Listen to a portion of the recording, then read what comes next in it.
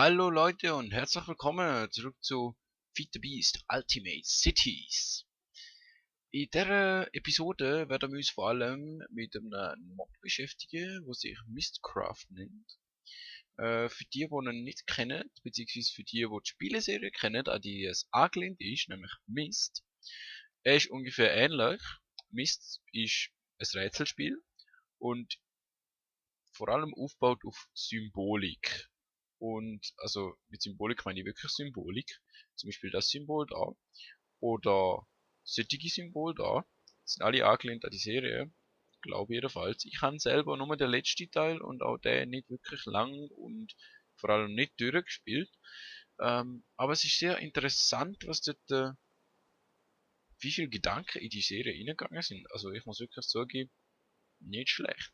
Und im Minecraft-Mod ist halt einfach so, genau wie in der Serie, dass man mit einem Symbol an bestimmte Orte kann. Da sind es einfach Seiten von Büchern und das ist je eine Seite da. Und die kann man zu solchen Büchern zusammen craften und mit diesen Büchern kann man dann in andere Welten reisen. Und wir werden uns in dieser Folge vor allem damit beschäftigen, Punkt, weil mit dem kann man ein gutes Reisesystem aufbauen mit Portal. Und weil das, also es, wenn man es mal hat, ist gut. Bis man es hat, ist nicht so einfach und man muss halt die Seite hat man nicht einfach, die muss man finden in diesen Welten. Und darum habe ich schon mal ein bisschen angefangen mit Mistcraft, um quasi den Start ein bisschen zu erleichtern. Wie ihr da gesehen heißt Little Crystal Age. Und in dem Little Crystal Age, das ist ja so eine Insel, wow, mit Zombies, fuck. Da Regenbogen, schön, und da haben wir Crystals, die gibt's halt nur in diesen Ages und die kann man ziemlich schnell abbauen, sind also nicht so, ja. Und die brauchen wir vor allem für die Portale, die wir werden bauen, weil anstatt nur durch die Bücher durch, fuck, let's go, so, anstatt immer da auf das Fenster müssen zu klicken, bitte stößt nicht wieder ab. Letztes Mal, wo ich das gemacht habe, ich habe nämlich da schon mal angefangen, ist es nämlich abgestürzt, wenn ich wieder aus Little Crystal Age raus bin. Ähm, und die brauchen wir für Portal. Aber bevor wir zu denen kommen, zeige ich euch noch kurz, wie man jetzt theoretisch so ein Buch schreiben. Also, wir haben da die Seite und das ist ein irgendwas Table, Writing Desk. Zum Glück steht da rechts oben, sonst wäre ich aufgeschmissen. Das ist ein Writing Desk und auf dem Writing Desk kann man mit Papier und Ink und die wird einfach mit einem so einem Tintensack von einem Tintenfisch und einer Wasserflasche quasi. Oder nein, zwei Inksacks und einer Wasserfläschchen hat man Ink Vial und das kann man dann da reinfüllen. Also da kommt eins an, das füllt es komplett. Oder man macht es wie ich und hat einfach da einen Tank mit Tinte und das tut es immer wieder nachfüllen. Ich finde das ein bisschen praktisch, ja keine Ahnung. Und es sieht cool aus. Vor allem, weil das schon mal eine Flüssigkeit, die man nicht so häufig hat. Also, ich kenne nicht viele, die so einen Tank mit Tinte haben. Also, vielleicht ihr schon, ich nicht. Und die zwei Sachen braucht man.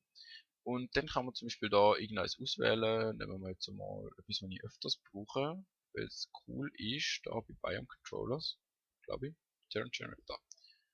Glowstone Crystals. Dann macht ihr Rechtsklick auf die drauf und dann kopiert euch das. Könnt ihr die Seite da rausnehmen.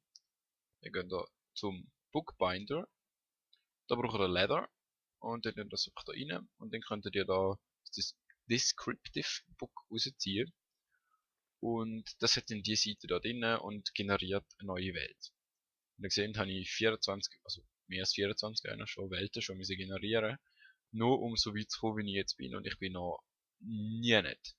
Also man kann zum Beispiel Welten machen, wo drei Sonnen haben, wo schneller laufen, wo immer Tag ist, wo die Felder schneller wachsen, wo es riesige Stalagmiten hat aus Glowstone oder aus Erzen oder aus was weiß ich.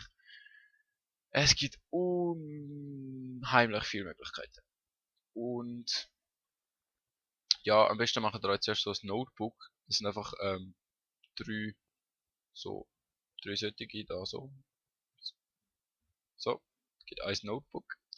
Und dort drinnen könnt ihr euch dann alle Seiten einmal lagern, falls ihr auf Seiten-Sammeltour geht in so einer Welt.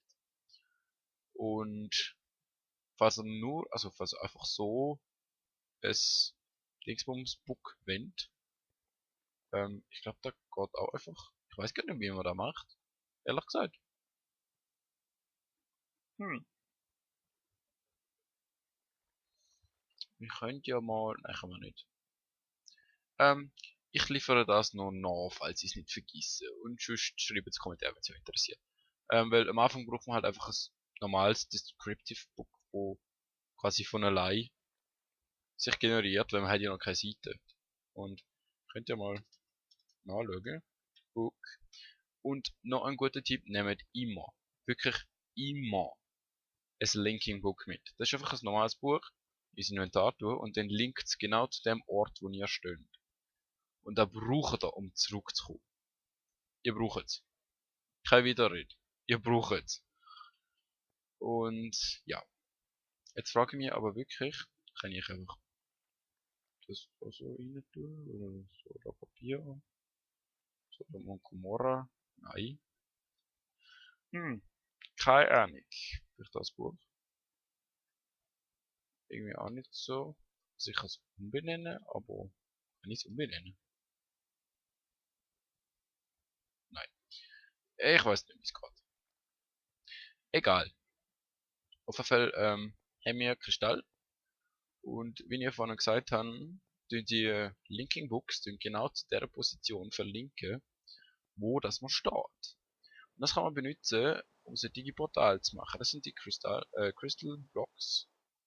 Und das da hier ist ein Book Receptacle. Fragt mich nicht, was genau das heißt. Ich nehme an, das heißt einfach ein Buchaufnehmer. Das dort oben ist ein Linking Book. Und das ist zu einer bestimmten Position in der anderen Dimension gelinkt. Und genau umgekehrt hat es dort das Portal mit einem Linking Book, wo genau zu der Position da gelinkt ist und genau in die Richtung schaut. Das heißt, ich kann durch das Portal durchlaufen, flup, und lande im anderen Portal, in der anderen Welt. Und ich kann zurücklaufen, flup, und ich lande wieder da. Und wir haben jetzt quasi ein, wie man so schön sagt, ein Hub, wo man können einfach zu der anderen Base, das wäre jetzt die von Lucky Lucas, und da gehen wir wieder zurück, flup, und wir sind wieder da. Da kommt noch das vom Yoshi an. Und falls ihr euch wundert, dass da hier, man, Esse, ist ein Twilight Forest Biome. Ich hab gedacht, wo soll ich da machen? Also wo soll ich so als Hub anfangen? Wenn ich habe noch nicht so viele Seiten, kann man so schauen, dass es keine Instabilität gibt, weil wenn man zu wenige Seiten hat, also wenn man nicht sagt, welches Biom, wenn man nicht sagt, was für ein Lichtverhältnis jetzt da ist Nacht und ein Regenbogen und so, wenn man nicht sagt, was weiß ich, Wetter ist auch noch etwas, ein klares Wetter, dann gibt es Instabilitäten. Das sind einfach negative Trankeffekte. Also Schwindel oder Vergiftung oder Hunger oder diverse Sachen. Es können auch Blitze, die einschlagen, also heftige Gewitter durch den Blitz. Es kann sein, dass du Feuer fängst, wenn du unter direktem Himmel, also Himmelseinfluss bist quasi, wenn ober dir Himmel ist. Also wenn Licht auf dich kommt, quasi Sonnenlicht. So, also quasi. Ihr wisst, was ich meine. Also es können diverse negative Effekte sein. Und das habe ich natürlich vermeiden. Darum habe ich einfach mal so ein stabiles Zeitalter, nennt man die, gemacht wie möglich. Und das wäre das da hier. Ich glaube, irgendwo dort unten ist der Startpunkt gewesen. Ich glaube dort. Ja, dort. Also, man landet immer auf so einer Plattform von 5x5 Stein. Oder ich habe auch schon einmal erlebt, dass es 5x5 Marmor war, was mich sehr erstaunt hat. Aber meistens ist es 5x5 Stein. Das ist einfach zur Sicherheit, weil es kann auch mal sein, dass ihr in einer Welt landet, wo einfach nichts ist. Und mit nichts meine ich nichts. Einfach nur nichts. Nur die 5x5 Plattform. Und dann sind wir ziemlich froh, dass dort eine 5x5 Plattform ist. Und ja, Ich werde jetzt das hier ein bisschen optisch noch aufwerten. Das ist jetzt noch mal so provisorisch gewesen, damit wir auch mal eine Verbindung haben, weil der Lucky ist vorher auch mal, oder der Lucas, muss man überlegen, wie ich ihn nenne. Ist vorhin auch mal online gewesen. Und ich habe ihm das mal kurz zeigen. Darum habe ich das quasi schon vorgemacht. Aber da kommt jetzt noch das zum Raphael LP. Also es kommt ungefähr da. Und gleichzeitig, weil der wohnt jetzt quasi noch beim Yoshi in seiner Stadt. Gleichzeitig auch zum Yoshi in seiner Stadt. Machen wir das Portal. Und so. Jetzt muss ich noch das Linkingbook für da und für die andere Seite. Also eben, ihr müsst genau auf den Punkt stehen, wo ihr noch verlinken. Nehmen wir das Buch, tun es ins Inventar und ihr habt das Linkingbook. Tada! Und ja, dann mache ich das nochmal. Und wir sehen uns, wenn ich das ein bisschen verschönert habe und das Zeug verlinkt ist. Und unser Teleportationshub ist fertig. Ich habe Fackeln noch durch so Fireflies ersetzt. Die leuchten cool und passen zur Umgebung. Wir haben ein Portal zur Lucky City, beziehungsweise halt vom Lucky Lucas City. Falls die anderen meine Videos nicht schauen, tünt eure Schilder noch umbenennen, wie ihr es gerne hättet. Ich habe einfach mal provisorisch da Yoshi und Raphael. Und da mies ist Kumalala. Das habe ich mir irgendwie angewöhnt, als ich angefangen habe, Civilization spielen. Habe ich meine erste Dorf Kumalala genannt, weil ich nicht gewusst habe, wie ich es so schön nenne. Und es hat Kuma drin, darum, ja. Und dann noch Vostro City. Wir können ja mal durchgehen. Sein Portal habe ich da unten rein, da weil ich gedacht habe, wow, es laggt. So. Weil ich dachte, das passt grad. Das ist schön so eintast. Da ist es unten dran, bis in einer Enchanting Station. Und ja, ich dachte ja so da. Was drauf, falls du das schaust, bist mir nicht böse. Du kannst es ja auch gerne wieder abbauen, das ist nicht so eine Sache. Dann haben wir da unseres, da Lucky City haben wir auch schon gesehen und da halt noch Yoshi City. Da habe ich, da habe ich müssen zubauen. Close to dangerous, weil er hat da die da hier, aua. Und genau darum ist es too dangerous. Und dann habe ich das da halt zugebaut. Wenn du mal online kommst, könntest du bitte deine Turrets umstellen? Also ich meine, ich könnte das schon, aber das wäre doch nicht so nett, oder? Gehen wir wieder zurück. Und auf dem Boden habe ich noch so, wie heißt jetzt? Rainbow Oak Leaves. Ich dachte, es gibt einen schönen Touch, ist nicht so eintönig und es zeigt quasi den Weg an. Falls wir noch mehr Mitspieler bekommen auf dem Server, weiß ja nicht, könnte durchaus passieren, weil wir haben noch ein paar Spieler vom alten Server quasi, wo wir auf Light gespielt haben, wo sich aber noch nicht oder nicht mehr gemeldet haben. Keine Ahnung, die haben glaube auch alle aufgehört überhaupt Videos zu machen, darum ist ein bisschen fraglich, aber falls wir jemals noch mehr Mitspieler bekommen, können wir da zum Beispiel ein bisschen ausbauen oder zum Beispiel da ein bisschen runtergehen oder was weiß ich. Der Kreativität sind keine Grenzen gesetzt, wie man so schön sagt. Ähm, dann halt noch mehr Portal anbauen, aber vorläufig sind nur mir 5. 1, 2, 3, 4, 5, ja. Und ja, der Raphael ist halt beim Yoshi in seiner Stadt, im Berkle noch. Irgendwann wird er glaub auch noch eine eigene Stadt machen, aber bis dann wird's da tun. Dann machen wir halt noch das zweites Portal an. Dann, ja, keine Ahnung. Wir schauen dann nochmal.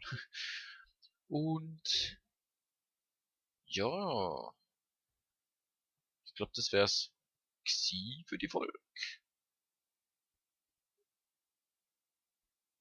Und wir sehen uns nächstes Mal wieder, wenn es heißt Feed the Beast Ultimate Cities. Tschüss!